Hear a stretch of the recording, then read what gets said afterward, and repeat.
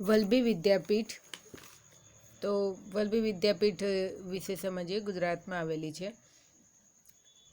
વલ્લભી વિદ્યાપીઠની સ્થાપના ગુજરાતના સૌરાષ્ટ્રમાં 6ઠી સદીમાં મૈત્રક રાજા ભટ્ટારક દ્વારા કરવામાં આવી હતી અને તે 600 વર્ષ સુધી 12મી સદી સુધી ચાલી હતી.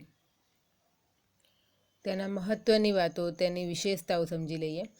ચીની યાત્રી ઈસિંગે 7મી સદીમાં આ વિદ્યાપીઠની મુલાકાત લીધી હતી અને તેને શિક્ષણનું મહાન કેન્દ્ર દર્શાવ્યું હતું. વલ્લભીને વિશાળ અને અત્યંત પ્રસિદ્ધ વિદ્યાધામ બનાવવામાં મૈત્રક વંશના તત્કાલીન શાસકે અને નાગરિકોનો મોટો ફાળો છે.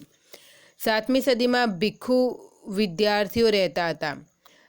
વલ્લભી ત્યારે હીનયાન પંથનું કેન્દ્ર હતું, જ્યારે નાલંદા એ મહાયાન પંથનું કેન્દ્ર હતું.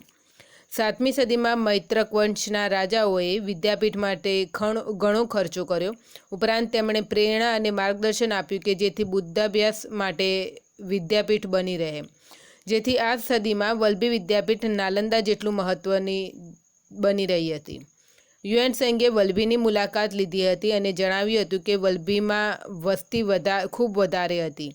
અહીં 100 જેટલા શ્રાઇન્સ અને 6000 જેટલા બૌદ્ધ સાધુઓ અભ્યાસ કરતા હતા. ઈસિંગના જણાવ્યા મુજબ વલ્લભીમાં વિદેશી વિદ્યાર્થીઓ હતા. અહીં પણ નાલંદાની જેમ આંતરરાષ્ટ્રીય સ્તરે પ્રખ્યાતિ હતી. અહીં વિશાળ પુસ્તકાલય હતું.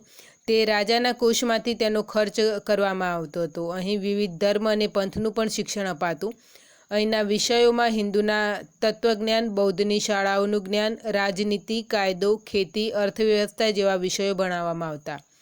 વલ્લભીથી સ્નાતક થયેલા વિદ્યાર્થીઓ ઉચ્ચ પદે કાર્ય કરતા. 7મા શતકની મધ્યમાં પ્રસિદ્ધ બૌદ્ધ વિદ્વાનો સ્થિરમતી અને ગુણમતી વલ્લભીના અગ્રણી આચાર્યો હતા.